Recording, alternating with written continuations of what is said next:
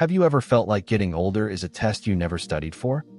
One morning you wake up and your joints feel stiff, your phone is quieter than it used to be, and the face in the mirror doesn't quite match the person you still feel like inside.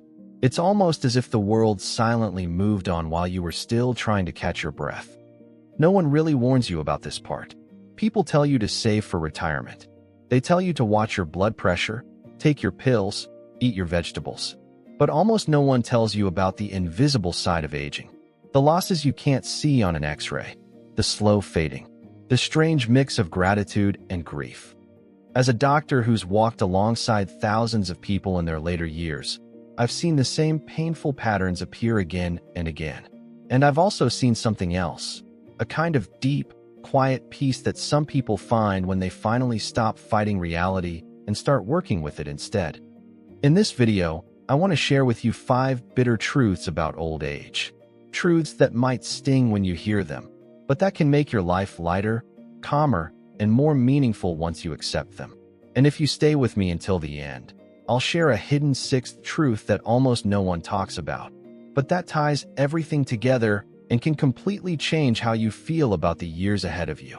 Let's start with the first one, because it's one that almost everyone secretly fears. You'll be forgotten faster than you think. Okay, there comes a subtle moment in life, usually not marked on any calendar, when you realize something unsettling. The world is not thinking about you as much as you thought it was. You've spent decades working hard, raising children, building a home, showing up for birthdays, holidays, late-night phone calls. You imagine that all those effortful years must somehow guarantee a lasting presence in the minds of the people around you. That surely, after everything you've done, you'll be remembered clearly, vividly, for a long time. But reality is harsher than that. Society's memory is very selective. It tends to hold on to a handful of famous names. Everyone else slowly fades into the background. In most families, after 2 or 3 generations, details blur. Stories get shorter. Faces in old photographs become, "I think that was your great-uncle," or "I don't remember who that is." Meanwhile, life keeps moving. Your children are juggling jobs, kids, bills, deadlines, trying to squeeze 30 hours into a 24-hour day. Your grandchildren are growing up in a world that moves at the speed of a swipe, flooded with information constantly pulling at their attention. It isn't that they don't care about you. It's that the stream of life is pulling them forward with incredible force. Think about the homes you've lived in.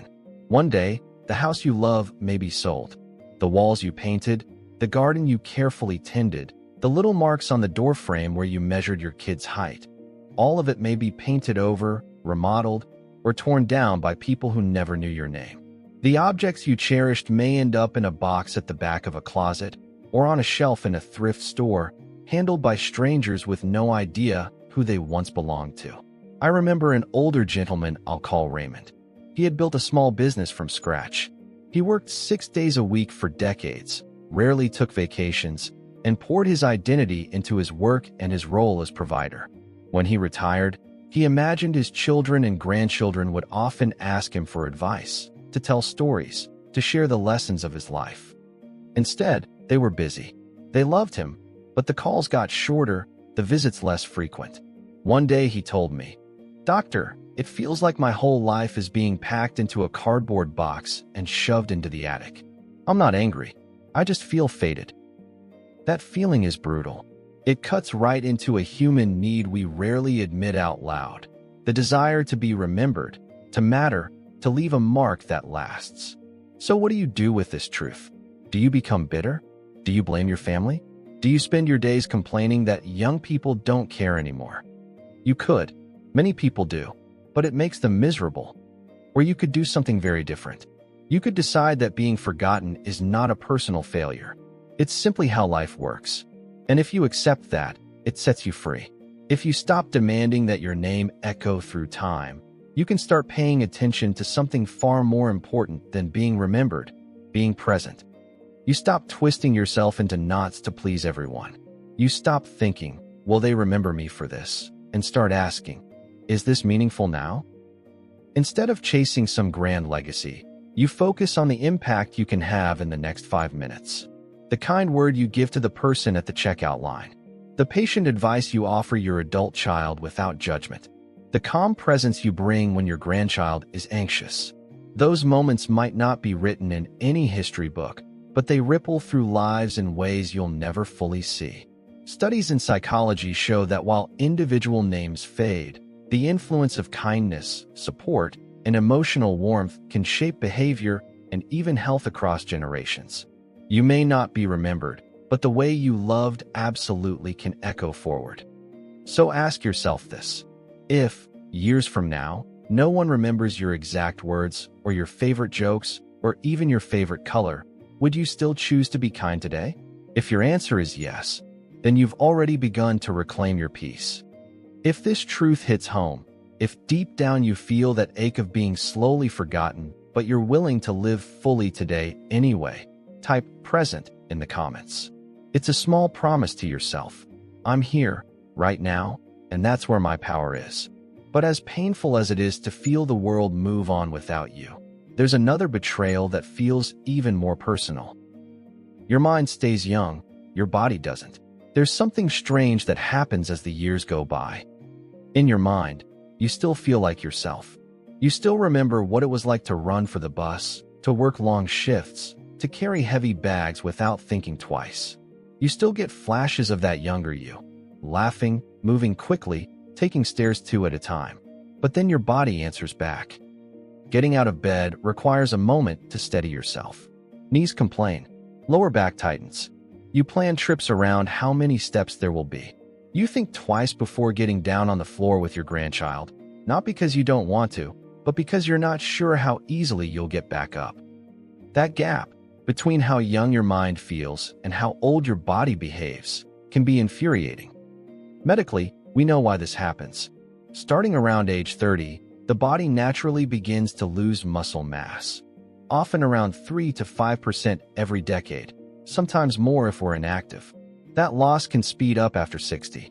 Bones thin, joints lose some of their cushioning, cells repair themselves more slowly. What used to be a one-day recovery now takes a week. I had a patient, Elena, who loved dancing. In her 40s and 50s, she never missed a class. In her 70s, her knees began to swell. The doctor told her the cartilage in her joints was wearing down.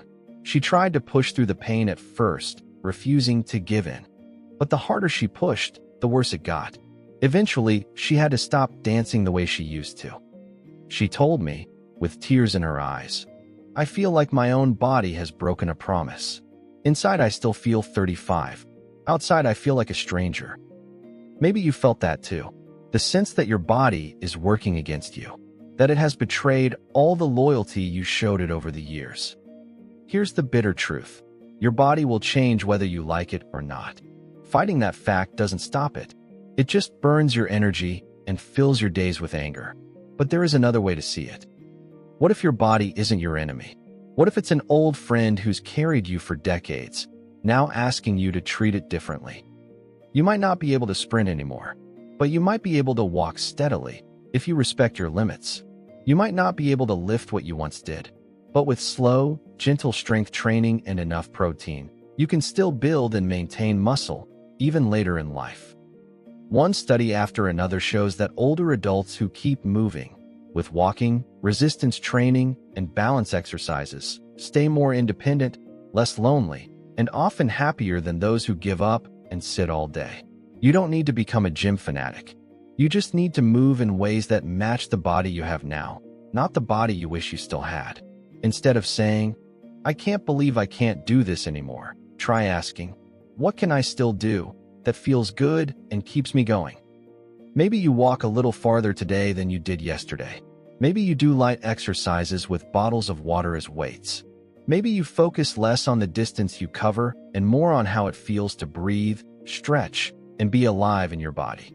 Your body is not perfect. It never was. But it has carried you through every storm you've faced, every illness you survived, every celebration you enjoyed. It has scars, yes, but those scars are proof you made it this far. If you're willing to stop seeing your body as a traitor and start treating it as a loyal partner that needs gentler care, right care, in the comments. It's a way of saying, I may be older, but I'm still on my own side. Because while the body grows slower, there's another part of life that shrinks in a different way. You can't keep everyone in your life. Open the contacts list on your phone, or imagine the address book you used to keep by the phone. How many of those names do you actually talk to now? You might notice something. Your circle is smaller than it used to be. When we're young, life is noisy with people. School friends, work colleagues, neighbors, other parents. We're surrounded by invitations, gatherings, social obligations. But as the years go on, the crowd thins. Some people move away. Some get lost in their own busyness. Some relationships were built around a job or a shared activity that ended, and once that glue disappeared, so did the connection. Others, painfully, were always one-sided. They stayed in your life as long as you had something they needed. Psychologists call it socio-emotional selectivity. As people get older and become more aware that time is limited, they naturally narrow their social circle and focus on fewer, more emotionally meaningful relationships. The brain starts to prioritize depth over breadth, quality over quantity. That's the theory, but the feeling of it in real life can be harsh. I remember a woman named Lila. For decades, she had a regular card night with a group of close friends. They raised their kids together. They celebrated each other's promotions, anniversaries, and health scares. They had a whole history written in laughter and late-night conversations over cheap snacks and warm tea. Then, slowly, things changed. One friend's husband became ill, and they couldn't come as often. Another friend moved to be closer to her grandchildren. One passed away. Another simply stopped answering messages.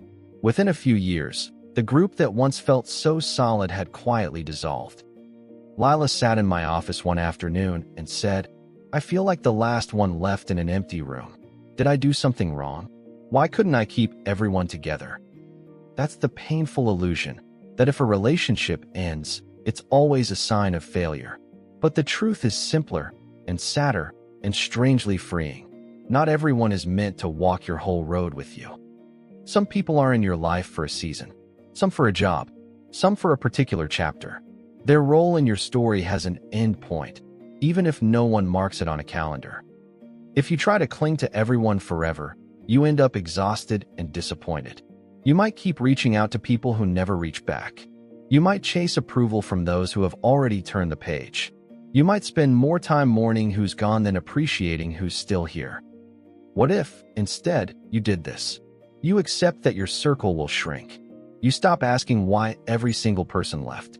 You release the ones who've drifted away without hate, without endless analysis.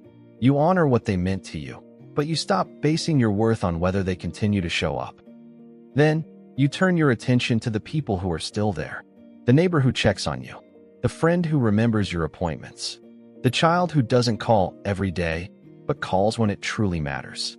The grandchild who smiles when they see you. The new acquaintance at the community center who shares your love for gardening or reading or music. You invest in those connections. You call instead of waiting to be called. You show up to the local group, even when you don't feel like it.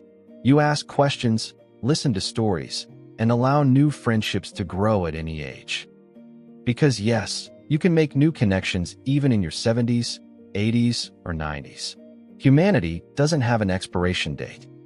If you've ever had to slowly accept that someone you cared about is no longer really in your life, and you're brave enough to loosen your grip instead of clinging to the past, write "let go" in the comments.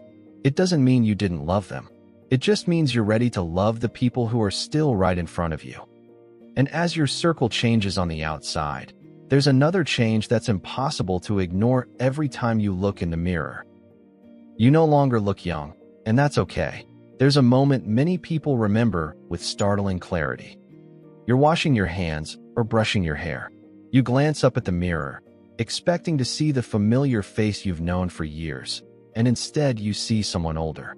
Someone with softer jawlines, deeper lines around the mouth and eyes, maybe shadows under the cheeks, silver threads in the hair. For a second, you almost don't recognize yourself. How did this happen, you think? When did I start looking like this? Part of the shock comes from the world we live in. We are constantly bombarded with advertisements and images promising ageless skin, reverse time treatments, filters that smooth every line on a face with a single tap. Youth is presented as the only acceptable standard of beauty, especially in many cultures. Biology, however, is not a marketing department. Over time, the skin loses collagen and elastin, so it doesn't bounce back the way it once did. That's why wrinkles and sagging appear. Pigment cells in the hair follicles gradually shut down, so hair turns gray or white. Muscles that used to hold everything firmly in place may soften. None of these are moral failings. They're features of being a living human. Yet many people feel ashamed of these changes, as if they've broken some unspoken promise to stay young forever. I think of a patient I'll call Nora. For years, she dyed her hair religiously, spent a small fortune on creams, and refused to leave the house without makeup. Whenever anyone mentioned getting older, she laughed it off, but in private, she was terrified.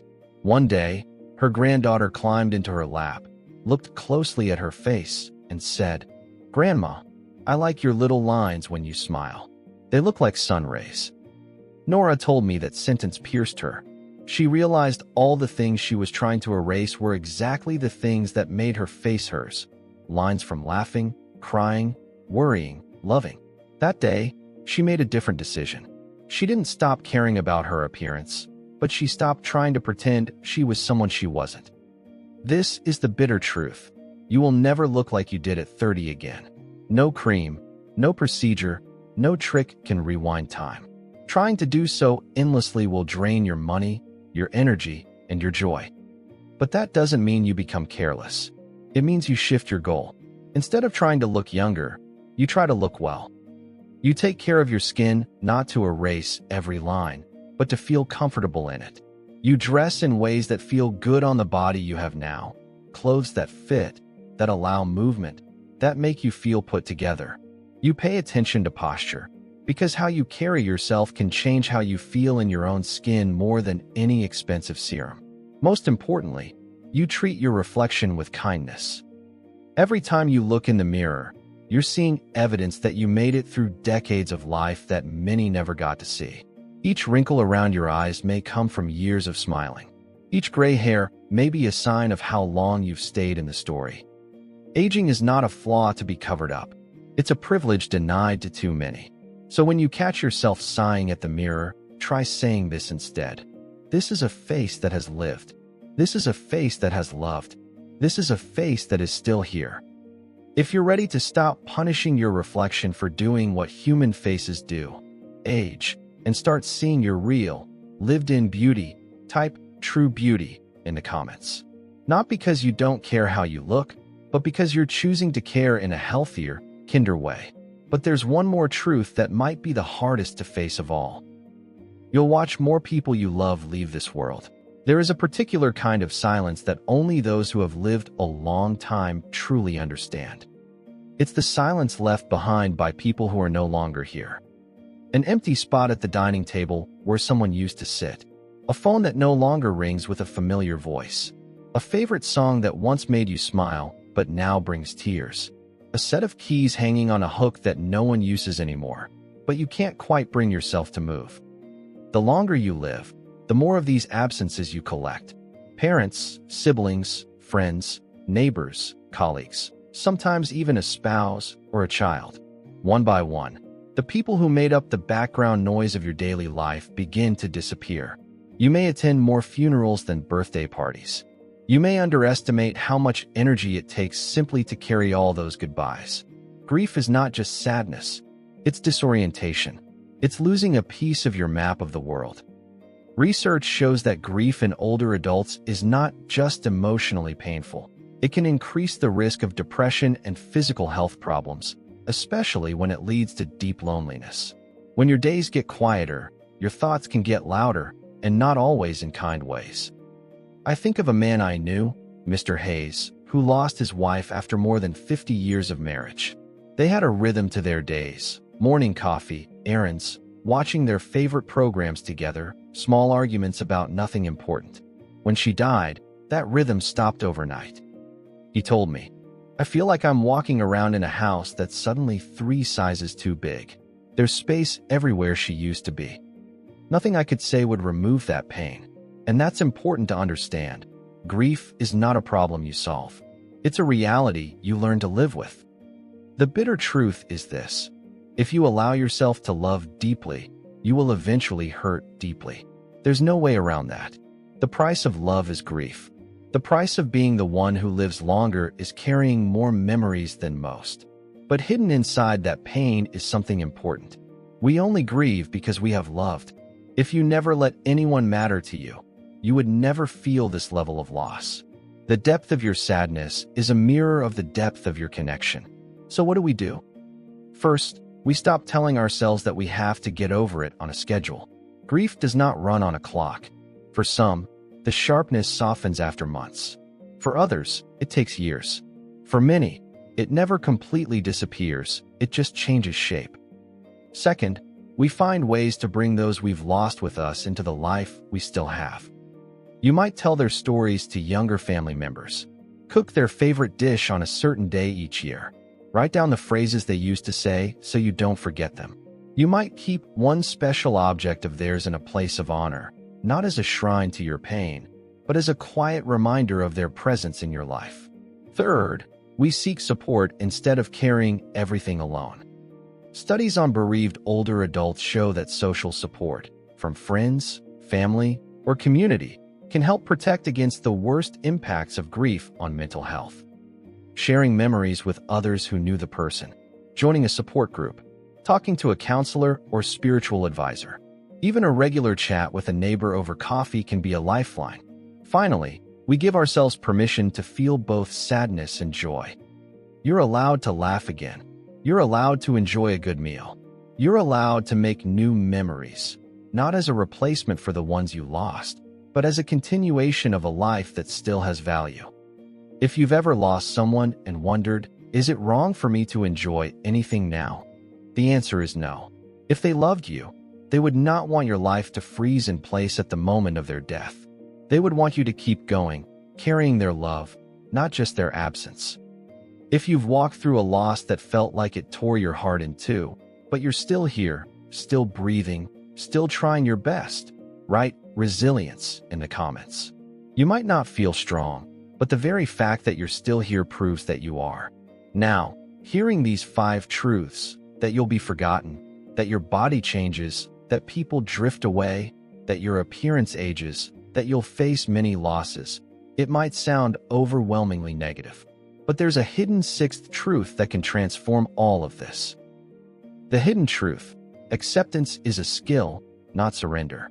Here's the twist almost no one explains. The people who seem most peaceful in old age are rarely the ones who had the easiest lives. They are the ones who learned how to accept what they could not change and focus fiercely on what they still could. Acceptance is not the same as giving up. It is not saying, "This is fine," when it clearly isn't. It's not pretending you like everything that's happening. Acceptance is simply this: clearly seeing reality as it is and choosing your response wisely, instead of exhausting yourself fighting against unchangeable facts. There's something fascinating in the research on aging and happiness. Many studies show that, despite physical declines and losses, emotional well-being often improves again later in life, forming a curve where happiness is higher in youth, dips in midlife, and then rises again in older age for many. Why? One big reason is that older adults, especially those who've learned acceptance, invest their energy differently. They stop chasing every possible achievement. They stop trying to change people who don't want to change. They see time as precious, so they become more deliberate about where they place their attention. Acceptance is a skill you can practice, like any other. Here's one simple way to start. Step 1. Notice what you're fighting. Maybe you keep replaying how things should have gone, how your body should feel, how your children should behave, how your life should look. Catch yourself in those moments. Gently name what you're resisting. Step 2. Name what you feel. Instead of saying, "I'm fine," when you're clearly not, say, "I feel sad," or "I feel angry," or "I feel scared." Putting a clear name on the feeling often makes it a little less overwhelming. Step 3. Choose one small action that honors your values anyway.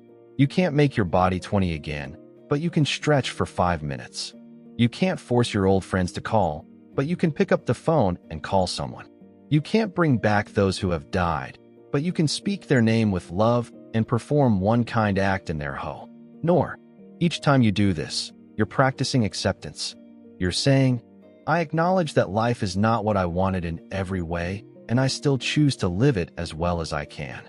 Over time, this shifts something deep inside.